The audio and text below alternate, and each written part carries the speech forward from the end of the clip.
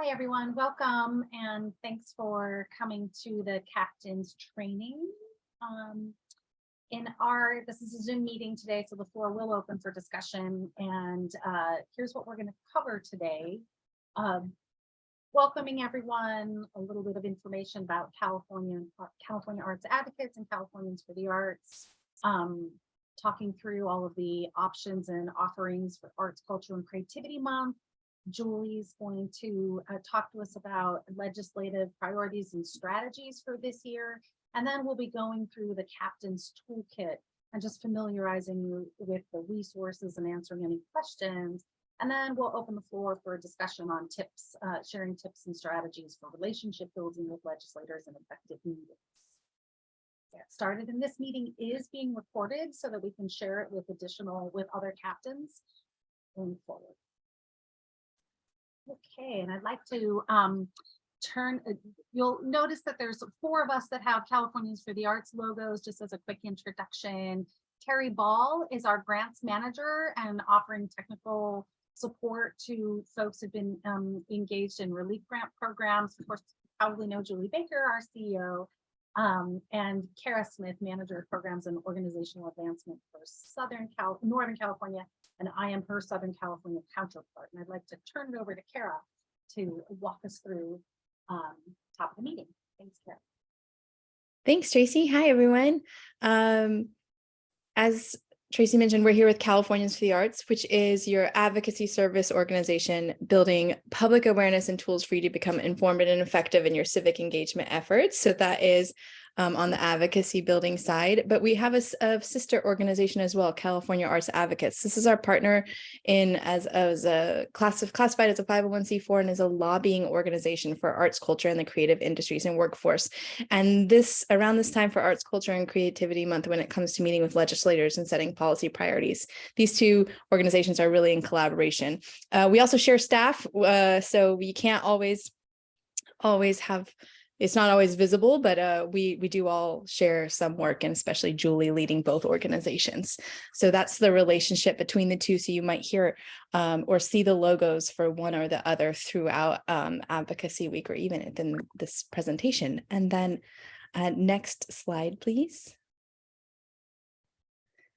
I want to talk a little bit about Arts, Culture, and Creativity Month this year. We're really excited that 2023 is the 5th year of Arts, Culture, and Creativity Month, which was created by a concurrent resolution in 2019. And this year, before I get into the content, we're really excited to sort of be framing this year, looking back at a lot of the impact and the actions that have come out of exactly what we're here to talk about today, the meeting with legislators and the advocacy that's happened throughout over the last 5 years. And so this year, we're very excited to launch an inaugural event called the California Arts and Culture Summit. It's a convening that will unite arts and civic leaders for 2 days of events in Sacramento, in person, for coalition building and movement visioning. And it is accompanied by an event called Party for the Arts, which is a networking and kind of kick up your heels style event that will happen after the summit on April 17th in Sacramento. It is followed by, on April 18th, Arts Advocacy Day, which is an in-person advocacy day where folks will meet with legislators at the Capitol or nearby the Capitol, at least here in Sacramento, which is where I am based. So we're really super excited about this. You can learn more at the link that Julie just shared in the chat. If you haven't, I think everyone here is registered. So I don't want to take up too much of your time talking about how excited we are for that, but I did just want to share. The other really crucial part of Arts, Culture, and Creativity Month is our toolkits, or sort of message building that we share out, and we ask our constituents to share out as well in their own communities. And so we have several toolkits to help folks activate locally. And one is our local proclamation guide, which is where you can work with your own elected officials to declare April Arts, Culture, and Creativity Month. We also have a press release template to talk about the importance of arts, culture, creativity, and talk about Arts, Culture, and Creativity Month in local publications in your area. as well as our Activate toolkit, which is where we have graphics and captions and great sort of messaging around the importance and the impact of arts and culture that's derived from not just advocacy priorities, but also just from examples and sort of like the role of the arts that we see all the time in the field. So we're really lifting up the importance of the arts as from a field-wide perspective here. That will be ready on March 15th, that toolkit. And so we'll be sharing that with everyone as well. And if I could go to the next slide. Speaking of March 15th is a webinar where if you or someone you know is new to Arts, Culture, and Creativity Month, we host a webinar on exactly how to engage, and we kind of run through those toolkits, and we give a little bit more of a hands-on feel and dive in and walk through the messaging and sort of some examples of implementation of like using the proclamation toolkit, for example. So that's on Wednesday, March 15th from 12 to 1:30, and it's a Zoom webinar that anyone can register for. So it's something that maybe even if it's something you attend, or maybe it's something you share with folks in your network to attend to get primed on Arts, Culture, and Creativity Month this year. And then we also have an additional advocacy training, which might be of interest to yourself or even to the delegates that might be going with you, or other folks interested in having legislative visits. So Tracy will be hosting this. We'll be hosting this again, but Tracy's organizing another great training on March 22nd from 12 to 1. And this will be a little bit more hands-on in this idea of like, what are the talking points and advocacy tips, and really diving into like how to kind of manage a meeting and answering folks' questions about advocacy who from whether you're new or seasoned. So it will be a great spot to follow up on today's webinar. And Mystic, I do think that'll be recorded. We generally are recording these so that they're available to folks who can't make it. Cool. All right. And with that, I'm going to pass it back over. Actually, I'm going to hand it over to Julie. Excellent. Thanks so much, Karen. Thanks so much, Tracy, for putting all this together as well. We've got a small but mighty team here at Californians for the Arts and California Arts Advocates. So thanks to everyone who's really pushing to make April, the 5th annual Arts, Culture, and Creativity Month, something really exciting for all of you to participate in. What's important in terms of why we chose April is that the California budget process starts in the month of January, where the governor puts out his proposal. It starts to go back and forth then within the legislature, where they hear the proposal items in committees. There are, I think, 6 different committees, or maybe more than that, for different budget particular, sort of groupings. And then in May, the governor puts out his May revise, which is often based on income tax and what April, the tax rolls coming in look like. And it either is a better picture than maybe what they proposed in January, or not as good picture than what was proposed in January. So it's really important to activate during this month. From our perspective, we, as Kara has said, we've seen, advocacy, particularly during the height of the pandemic, really, really increase and people engage in it. And we really saw the results of it in terms of the amount of funding that came out into the field, whether it was through these relief programs, whether it was through things like the Creative Corps, which was $60 million, the largest single appropriation to the California Arts Council, which was something we with a group of folks really pitched and worked on to show how artists and cultural bearers can be important employees during any type of messaging or bringing messages and resources to communities. So it is, I guess, the most important thing for us to say is it works. And so it's really important for you to engage in that. Throughout the month, what we've done this year, because we feel it's safe to gather and in Sacramento, is that with our partners at Create California, I see Abe Flores here as our policy director, we'll be doing both Advocacy Day, which is on Tuesday, April 18th, where we will be setting up meetings with your legislators, your state legislators, assembly member or senator, assembly members and or senator. And then we will also give you opportunities to engage earlier in the month in district. The first week in April, the legislature is on spring recess. recess. Many of your legislators are home, and that's a great time to invite them to events, maybe do some launch for Arts, Culture, and Creativity Month too, maybe resolutions, that sort of thing. So we can talk more about that. But it's really a time for you to meet with them and talk about what are advocacy priorities. And if you can't do any of those, you can do it virtually online as well. So Tracy will give all of that in more detail as we're going through this presentation. So go to the next slide.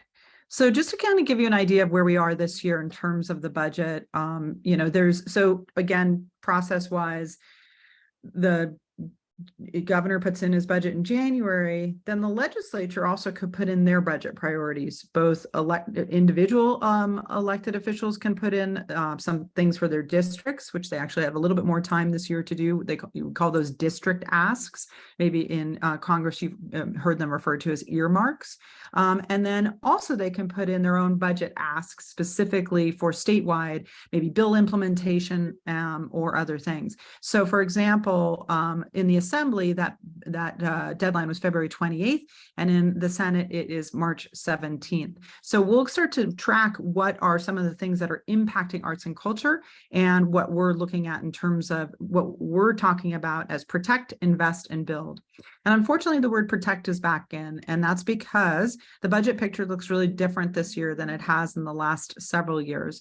Although the state of California has a healthy reserve, billions and billions of dollars that they've held, right now it's looking like there's going to be a significant budget deficit, and they have to balance a budget. And so what the governor proposed in the beginning of January was to say, some of these programs that we've all worked to get, for example, cultural districts and some other things, we want to look at taking away years 2 and 3. So if a program was introduced as being spent over 3 years, a lot of what was proposed in the January budget, and this is across multiple agencies, that year 1 was protected, but year 2 and 3 would be what we call clawed back, put back into the general fund. So that's why you see the word protect.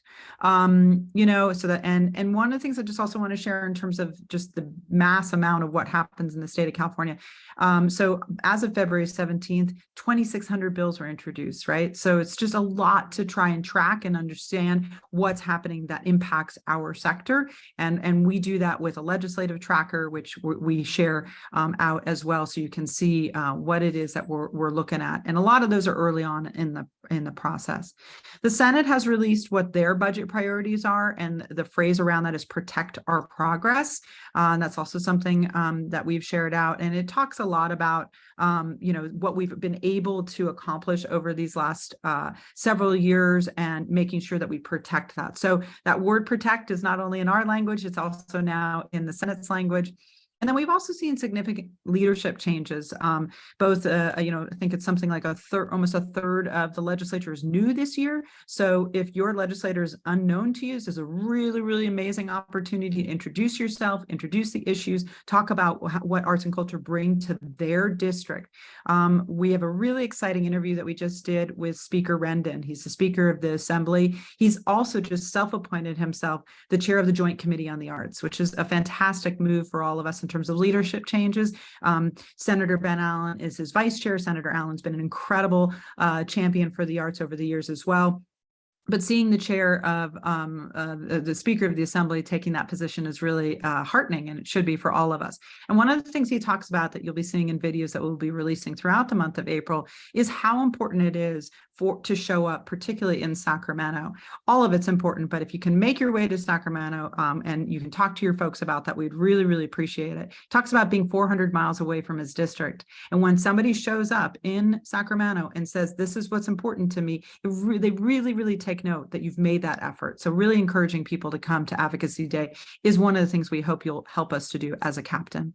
Our strategies also include that we see art as a smart investment, and you'll see a whole campaign around art in all. And we'll be using a lot of sort of messaging frameworks and graphic design to show how art is a part, small p, A-R-T, of the solution, that we are at the heart of community, ART, and so on. So you'll see that coming out soon, and that'll be part of the social media toolkit. So, and then finally, one of the things that, as we're seeing the budget potentially, get shrinking right now, and we're getting into this protect mode, we really want to look at how we invest in creative workers and building that workforce. And we want to talk about how do we also build the creative future for California. So next slide. Okay, so this is going to get into some of the specifics, and we'll have a lot more robust legislative ask summary and talking points for you. And the reason we don't have that yet today is because it's still in development. Our colleagues at Create California can share that we're still all kind of talking to legislative offices, seeing where things are going, and building out our own positions as advocacy organizations. But I can share with you today, here are some of the things that we know for sure we will be asking you to advocate with us for on Advocacy Day and Advocacy Month. So, for example, I mentioned the clawing back. So if you recall, last year we were able to get, after 7 years, $30 million for funding for cultural districts program. What the governor has proposed in his January budget is to claw back 20 million. In other words, year 2 and 3.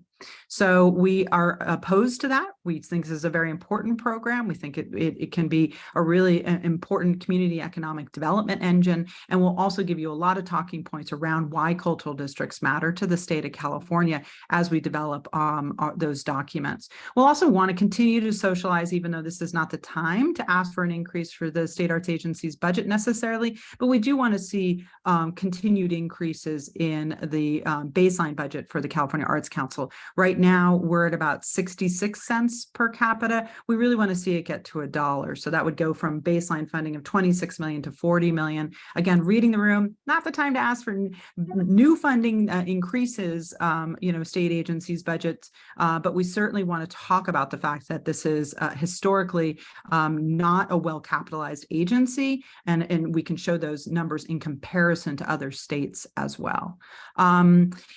Also, there's in the bill for SB 628 that Senator Allen authored, the California Creative Workforce Act, which was actually signed by the governor in 2021. You probably heard me speaking about it before. We were one of the main sponsors of that bill. We are looking hopefully at an ask from Senator Allen to introduce Create the Core, which is a continuation of Creative Core, which you've seen as the California Arts Council has done. And this would be more the earn and learn version of it, an apprenticeship model, really focused on people who've experienced barriers to employment in the creative industries, giving them an opportunity to apprentice and then be paid a living wage while they're doing an apprenticeship program. So that's something we're hoping we can see as at least a budget ask this year that we will try to help to build, as we were talking about, the creative workforce. The other one is Senator Portantino's bill, SB 1116, the Performing Arts Equitable Payroll Fund. This bill is being sponsored by Actors Equity as well as the Theater Producers League of Southern California. It was signed last year by the governor as well. This is to address the impact of Assembly Bill 5 on the performing arts industry, and really to work on how to get subsidized grants for payroll for $2 million in underperforming arts organizations across the state of California. Senator Portantino has made a budget ask this year for $50 million to support that bill, and that will absolutely be a part of our legislative priorities and budget priorities this year. In addition, one of the other places where the governor has proposed clawing back in order to balance the budget is the Museum Grant Fund, a museum grant program through the California Cultural Heritage Endowment Fund under Natural Resources. And that's a $29.5 million clawback. Again, we don't think that's a good, we oppose it. We want to see smart investments, and investments in culture are a very important part of what we see as how we build a much stronger and healthier California. And then you'll see a bunch of legislative tracking that it's a little early for us to share with you now, but there's a lot of, there's about 2 or 3 bills around cultural districts. One actually has about housing affordable housing and access to space for artists and cultural bearers and creatives in cultural districts. And that can be a city, county, or state designated cultural district. And there's a number of bills around ticketing as well that we're seeing, sort of out of the Taylor Swift, what happened there. We're seeing a lot of consumer protections. There's about 3 bills that have been introduced around ticketing, which again, we're trying to unpack and we'll share with you as we get a little bit closer. I'm going to pause, and I think that's the end of my part. And I don't know if you want to answer a question. I see Jackie's hand up. Tracy, is that okay to? Yeah, I'd love to have Jackie's question, then also ask Abe to speak on behalf of Create California, our arts education advocacy partner, on some of the issues that you're thinking about. As Julie explained, we're still formulating official positions on all of these items. There's a lot of things still in flux. By the advocacy training, we should have solidified talking points and legislative asks and do a deeper dive in all of this then. But first, Jackie, love to have your question, and then Abe, if there's anything you want to speak to in some of the arts education priorities. Go ahead, Jackie. Thank you. This may come up later, but I think a few years ago, Julie, you had, when we were doing the dollar for the arts, you had a comparison chart of other states. I'd really love to see that, because to me, I think that's kind of a great incentive to show that, Texas is getting more money for arts, or Mississippi, I don't think Texas is the one that we would Oh, really? Getting one, but New York, Massachusetts, Minnesota, yeah, there are about 23 ahead of us, so we can absolutely do that and show where we are across the state. And there are other states like Massachusetts looking to actually increase funding to their state arts agency this year, so we'll even see a greater spread if that goes through. So absolutely, Jackie, we'll have that ready for Arts Advocacy Day. And just to summarize, we also have a process where we take formal positions, which will be happening at the end of the month. And a lot of the bills that we're looking at right now are still in really nascent form. So we're still seeing what the development is. There's a couple of spot bills for visual and performing arts, for CDE, for CTE. So we're watching those. But for us, really what it's kind of coming down to is ensuring Prop 28 is implemented as intended, meaning that it's actually used to expand arts education programming. And the other piece is protecting the arts and music block grant, which right now in the governor's budget is being a cut is being proposed. And then finally, anything that will help with the teacher pipeline issues and challenges, especially with Prop 28. There are a lot of teaching positions are going to become available, and we know that there isn't enough teachers to meet that demand. So we're going to be looking at bills that help facilitate and encourage more teachers to enter the workforce, specifically arts education teachers.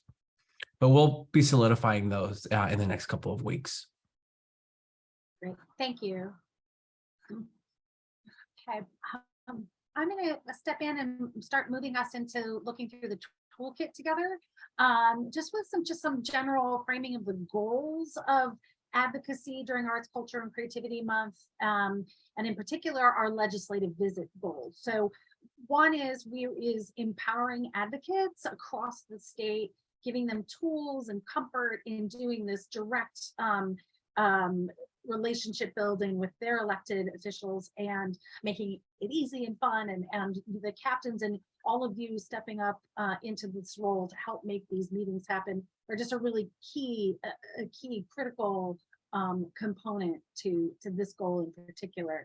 And then of course educating, thank you Julie, educating our legislators, letting of the issues and the needs in the field, and in particular they are really committed to their district and really putting faces and names and arts and culture assets in the conversation, in the conversations within their offices is really important. And then activating the state. We love looking through the list of registered meetings or who's doing proclamations and seeing that these are happening across the state, and both activating and engaging legislators, but also advocates, and building statewide advocacy capacity for our field. So these are kind of our key goals. And as Julie explained, this year in particular, messaging and framing around protecting cultural infrastructure, the funding and systems that we share in order to do our work, investing in creative workers and building our creative future, and merging the items that Create California is tracking in terms of arts education within that messaging as well. So we're having a really unique experience of joining forces and our this year as we move into the budget process. So, oopsie, sorry. I'll start with the page 1 of the toolkit. And just as an overview, this is meant to be kind of a living document, and we'll be adding links as we go. You should have all received access to this, but I'm just going to share through the next couple of slides some specific features, go over some points, answer any questions, and then again, turn the floor over to all of you, because most of you are seasoned advocates or are passionate about this and would love to do some idea sharing around leading and organizing these meetings. So as a quick feature, just want to point out the captain's folder, and then we'll jump off for a second.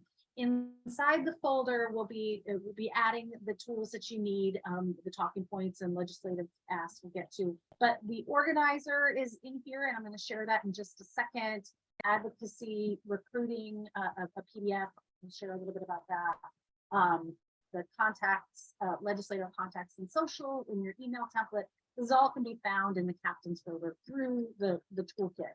And to show you the advocacy recruiting item, this is a PDF where you can click and download graphics to share. You can select and copy and paste copy for social media posts and email, and hopefully this is ready to use and easy to use, and we definitely need your help in getting people to these conversations, so hoping that is very useful to you. And then let me show you the captain's organizer. Actually, I'm going to go back to the second page. So this is just a general intro there, and then scheduling your meetings. So this is the second page of the toolkit, and it has pretty much everything that you're going to need right at that page to link out to. And these are in the folder as well. So the legislative metallics.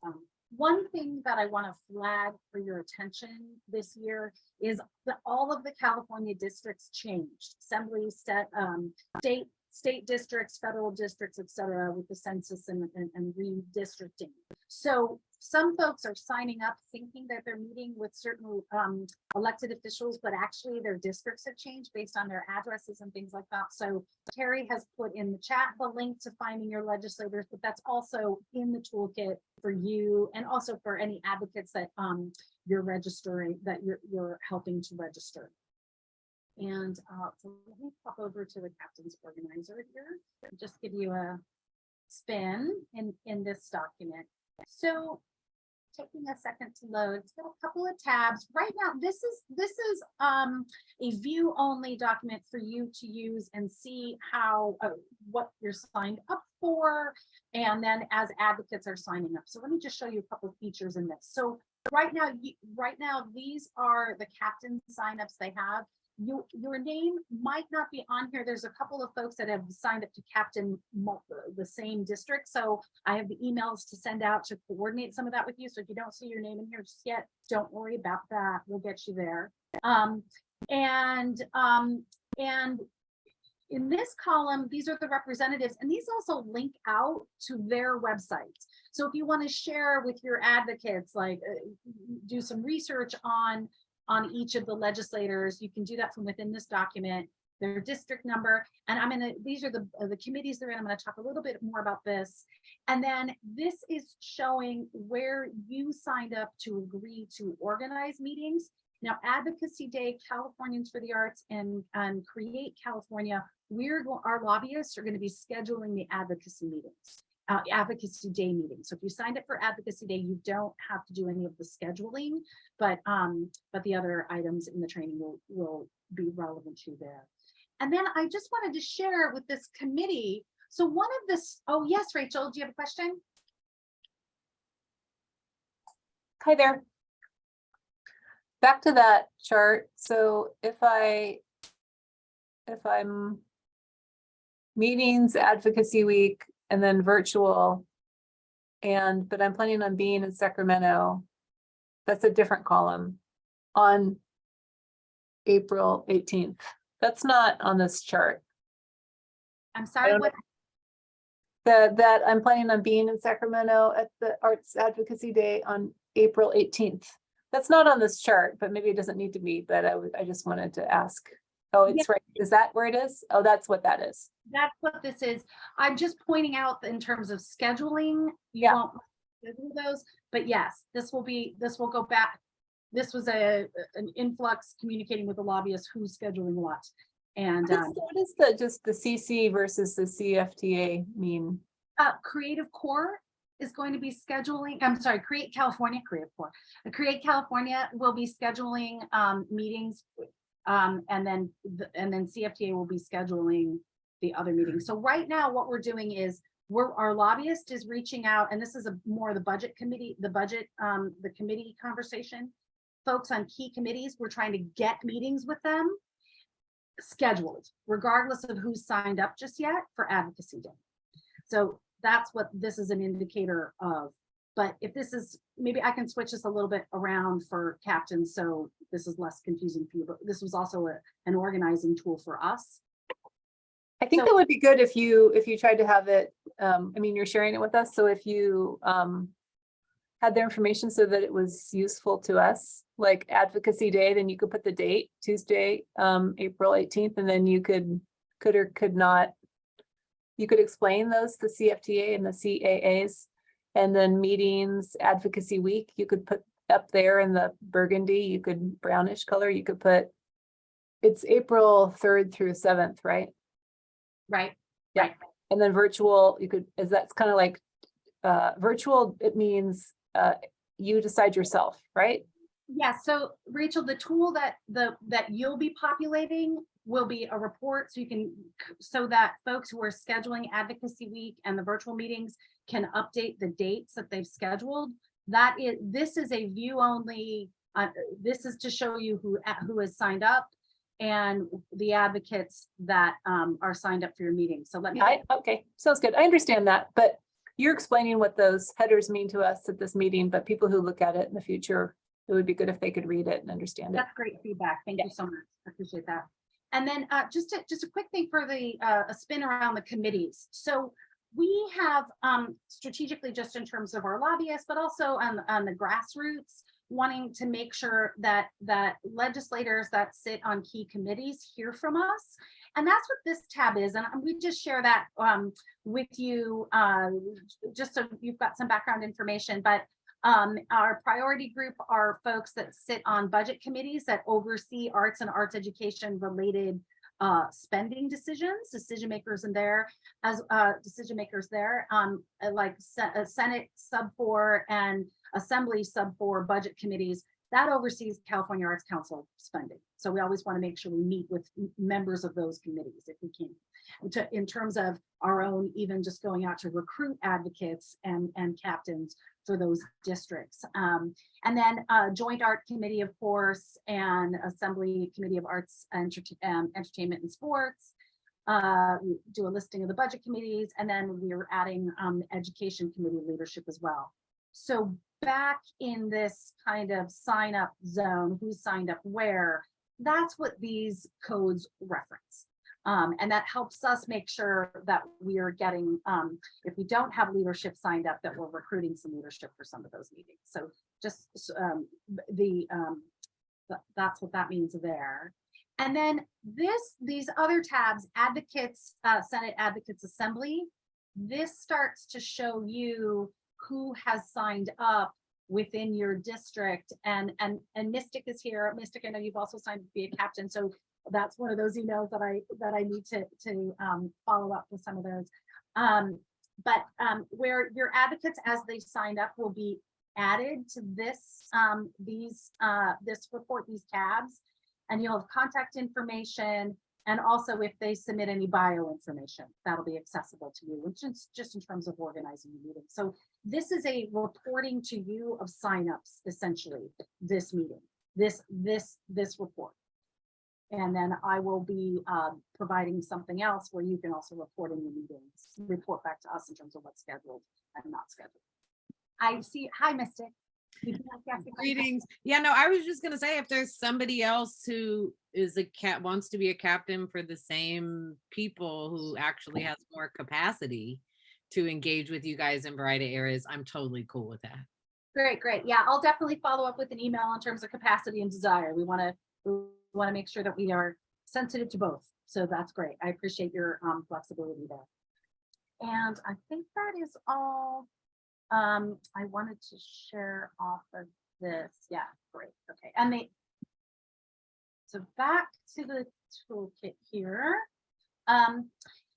Just will briefly go over some of the instructions shared within the toolkit so we can open floor up again to more conversation with you. For those that are coming to Advocacy Day, again, we are doing the scheduling of the meetings, and there will be separate instructions for how that day will work. For those that have signed up to organize meetings during Advocacy Week in district, in your community, at your legislator's office, or for the virtual meetings, start scheduling ASAP. You can use the legislator contact has all the emails, addresses, and we really recommend that you address those emails to the legislator, their chief of staff, and their scheduler. Send it to all three people. And then of course there's templates that you can cut and paste from the email for your email, so you don't have to start from scratch. And you can go ahead and send that request for meeting and let them know that you'll send a confirmation email shortly thereafter with a list of people from their district who will be attending the meeting, just so they know that they're going to be meeting with people from their district. They're going to want to know that prior to the meeting, and but you can let them know that your email template says that you'll provide that list later. And then you'll report back to me on the scheduling, when the meetings are scheduled. And then we really recommend that you make sure to confirm the meetings with the legislator's office as well as we get closer to. And one big, if you don't get a meeting with the actual legislator, that's okay. Meeting with their staffer, meeting with the person responsible for their arts portfolio, their economic development portfolio, something like that. Those are really great relationships to have and to cultivate. Of course, the staffers are the expert areas that help inform legislators, and so meeting with them is also useful and powerful and makes things happen. So don't be disappointed if you don't get to schedule with your actual legislator. And then in terms of recruiting advocates, and you might already know people in your community who you think would be really great spokespersons or have great stories to share, or you might want to do a more general call to arms, get folks to come to Sacramento, things like that. We've got tools for those as well. In the email templates are cut and paste invitations. Also, I just showed you the advocate recruit kit. We're going to make a new graphic that just promotes Advocacy Day in Sacramento. So I'll make sure to add that to the kit, or just make sure you have it via email.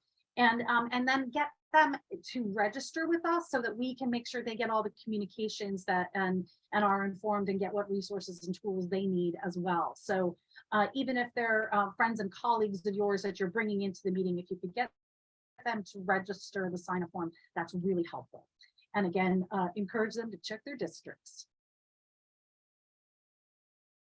Oh, sorry.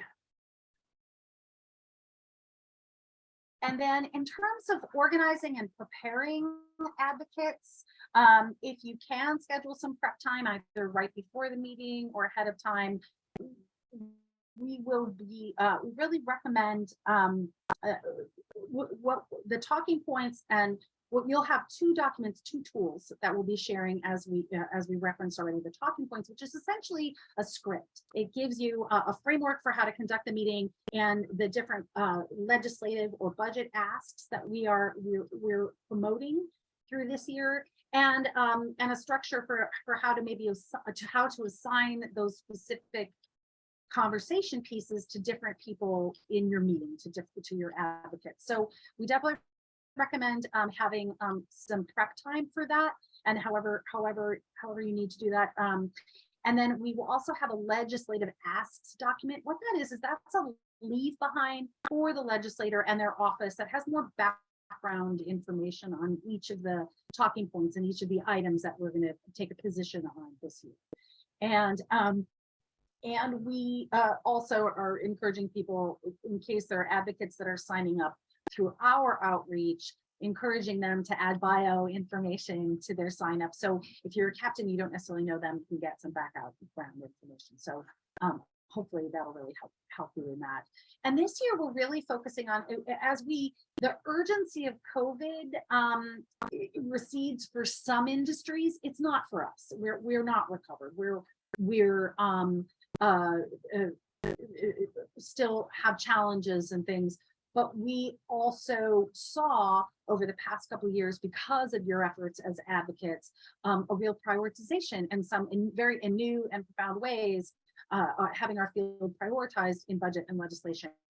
And so what we're really encouraging for this year, and we'll talk a lot about this in the advocacy training as well, is have yourself and your advocates prepared with an impact story, how recent funding may have positively impacted them, as well as a personal impact story related to one of the items that will be in our legislative asks, like the importance of what's happening in the arts in the legislator's district. So we're really going to encourage folks to have those in their back pocket to really personalize and make evident in those meetings our gratitude for the legislators, whether they approved funding or not, but just that the legislature itself really has had some positive impacts for us. So really framing a thank you within the meeting and an impact, and then personal stories related to the talking. And also, if you want to encourage your advocates to research legislators, either the links that on the sign up list that you're going to share them individually, or you can share links here to the state assembly and state senate. It's their listings, and it goes to their and they have their websites and things like that. And advocacy day in terms of conducting the actual meetings. Advocacy day is going to kick off with a rally and press conference at the Capitol, I think roughly around 9 a.m. and we'll be scheduling meetings from 11 to 5 or so. We'll see what we can we're trying to get on the elected officials schedules there, and then we will connect captains and advocates and prepare you and help distribute talking points and things like that at the Capitol grounds the day of. So, and then for advocacy week and virtual meetings, we really recommend, again, having a meeting with advocates 15 minutes early and using the time to organize the meeting. Also, captains, if you want to prepare a brief one minute introduction of the group for your elected official, and if it's needed, an icebreaker, a question you might ask them, a warm-up question, things like that. And then also in terms of documenting and sending a thank you request, if you can take a photo of the meeting or a screenshot that can be shared later, either in the thank you email or on social media, that'd be great.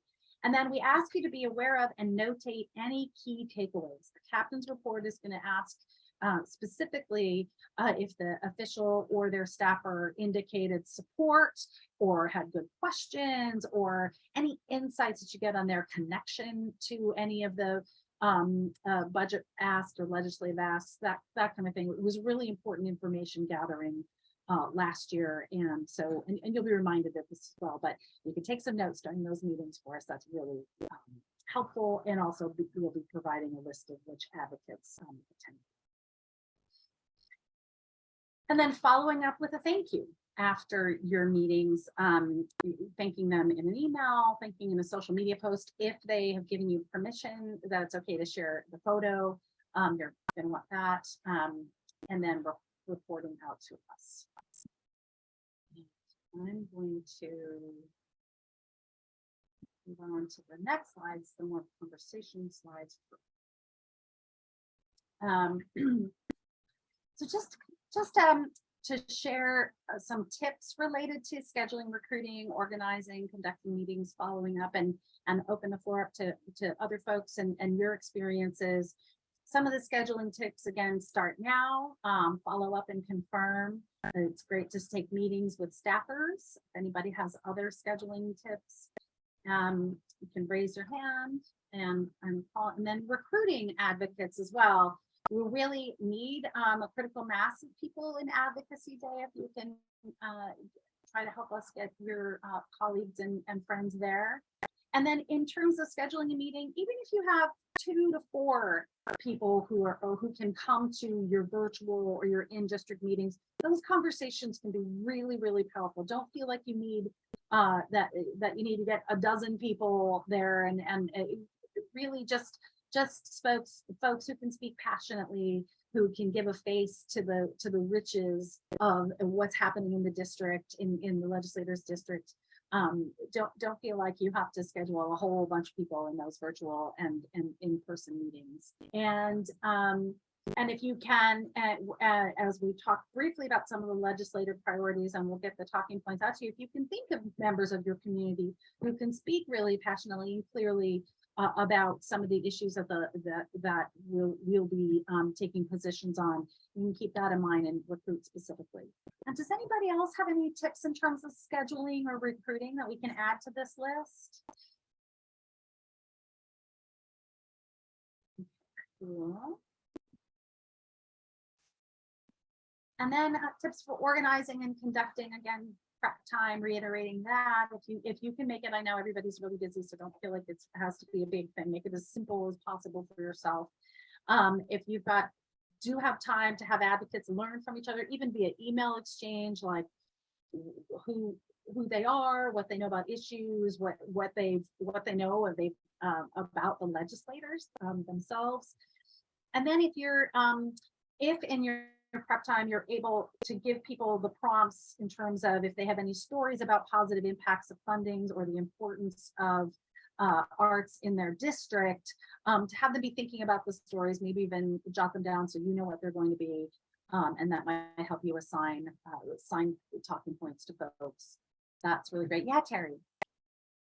I was a captain for the first time last year, and one of the things that it sort of dawned on me as I was moving through it is to be sure to cover the arts. You know, as a longtime performing arts leader, the visual arts, I will totally admit, did not occur to me at first. And so you want to make sure that it's not just your field that you cover. You know, I tried to have a museum person, somebody from dance, so that you, in your group, you know, kind of cover all the bases and different perspectives. A couple of, you know, maybe some large, some smaller. Okay, great. I'll add that to the recruit slide, but also I'll flesh this out in terms of the conversation structure too. Okay, great. And then in terms of conducting the meeting, again, leading it with thank yous and gratitude, and again, the personal stories, and really personalizing and making evident for legislators what's going on in their districts with the issues and the things to celebrate. We always, folks from the arts and culture sector, we always have the best stories about what's going on in community and how we're touching community and how the community is doing. So legislators are hungry for that, and it moves them as well. We've seen. And again, ask for permission for sharing photos. And anybody have any other ideas to add in terms of organizing meetings or conducting them, being within the meetings, and tips and strategies or things that you've experienced? Can I just talk? Yeah, please. I was just gonna say, I was in whatever the last thing I attended, but also, and I think Julie mentioned it in that. But I think a great tip when talking with your group is, we got this advice out in DC, when you walk into your representatives' offices, look at the art, take a look around and see what they have prioritized within their space, And then if you can, incorporate that to what you're talking about, you know. And in DC, you know, one office had lots of pictures of workers and children and handmade art and letters from children, and other people had art that really represented women making our way in corporate America, right? There were just these different representations through art that told us something about those representatives. And so I think it's something that's easy to do, and it's accessible, and it's not like a high pressure thing. And it can also contribute to just kind of like a really comfortable comfortable but respectful conversation with whoever you're meeting with. Great. Great idea. We actually just did an art exhibit in our senator's office, and our assembly member wants to do one also because she's right next door to him. That's great. Great. Looks like Rachel has something. By the way, speaking to Terry's point, I pretty much all the time, whenever I talk to somebody for the first time, I like to always say that I support all forms of visual and performing arts and crafts and creative activities. So just kind of, I just tried to say that right up front, because everybody, I mean, Terry, you kind of took it the other way, but most everybody, when you say arts, they think visual art. So I try to put this out here just right away all the time. We support all forms of visual and performing arts. And sometimes, like I said, the long version, craft, folk art, creativity, arts education. Okay, second thing is, for my meetings, virtual and in person, I always like to ask the legislator and or their staff person if they have any direct involvement in arts and creativity, visual and performing arts and creativity. Do you have anything that you've done when you were younger, today, or your family members? Pretty much everybody says something. And even with my Alameda County Board of Supervisors in recent meetings with them, one of them told me that they were an actor in high school, which I had never heard before, even though I've been here for 19 years. So those types of things really make connections. So, I mean, I like the idea of looking around the walls, but asking and that's a great idea. I love that, because I think you're 100% correct, because they decided how they're going to visually inform their environment.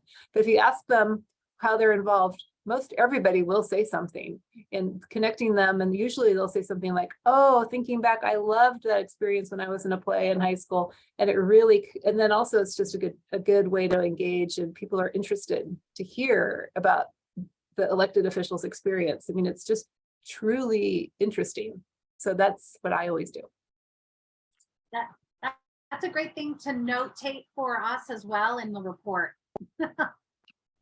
Moving forward. Any Well, other? one thing that I would like to add is sometimes they're really busy, and you might have 15 minutes scheduled and all you get is half that time. So definitely starting with thank yous, but front loading the ask and having that down as an elevator pitch, just because it might be 5 minutes in the hallway as they're walking to some other meeting that they just got called into. So and if you have time, the personal stories, but like if there's a specific bill that we're all going to be gung ho about, make sure that that's part of the front loaded. I'll just add on, I know this is a little bit in the weeds, but I agree with what you said, Abe. Nice to see you. That I always start with we're supporting arts, culture, and creativity. Here's the fact sheet, and then go and then ask them who they are. Maybe they say how they're involved in arts, culture, creativity. And then I usually go around with my group and just have very quick introductions of their name and their organization. Then ask the person we're meeting with if they have any questions or comments, then do the pitch. Then if there's time at the end, people can add their personal stories. I always put those at the end, because somebody starts with a long personal story, then the second person starts with a long personal story, then you want to be fair, you don't want to cut people off, and you're completely out of time. I think you gave me a great structure for the talking points. The time factor also speaks to that you don't need to try to get 15 or 10 people. A few people who can speak articulately and well and make really good points can sometimes be a lot more impactful than a group of 15 where it's 15 faces, but nobody actually gets to speak, or you spend the entire time just introducing. Right. That's great.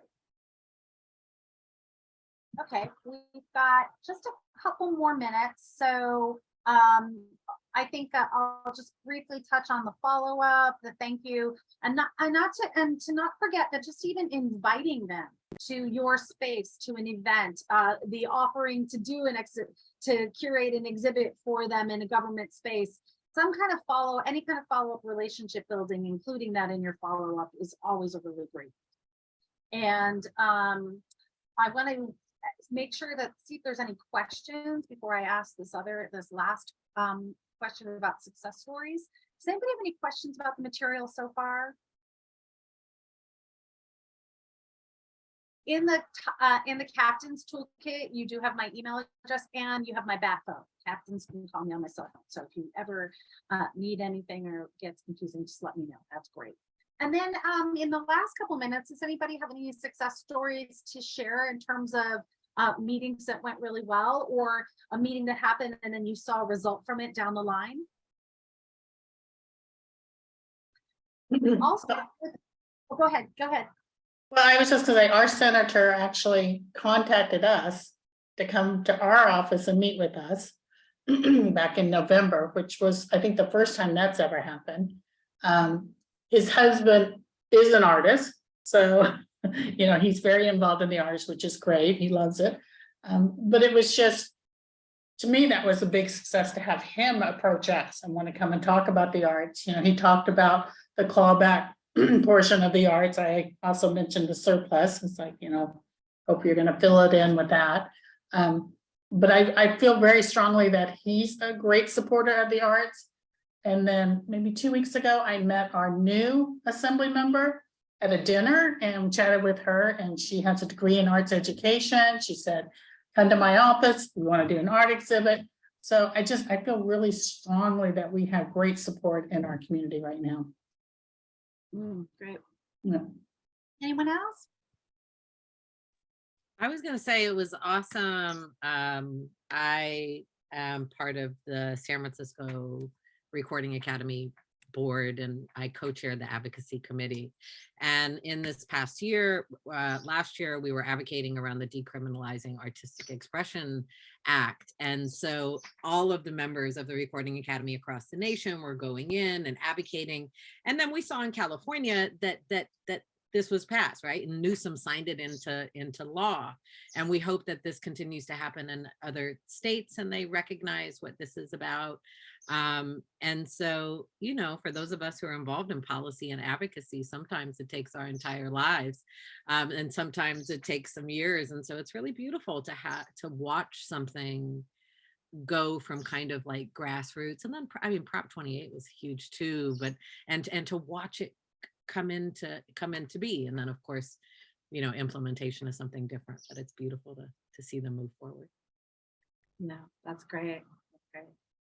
All right. Thank you, Mystic, for sharing that. Thank you everyone for being here. And thank you, Terry's putting in become a member. We'll probably follow up with that, asking an email no matter what. I am again available. We'll be rolling things out. I'll send a follow-up email with a new link to the toolkit and some other items and this recording as well. And thank you, everyone. Thank you for your leadership and for stepping up. Really, really appreciate you. Thank you. Have a good weekend. Thank you. Bye, everyone. Ooh, happy Friday. Happy Friday. Hey, Kara and Terry, a follow-up question for you. Do you want to stop recording? It's paused.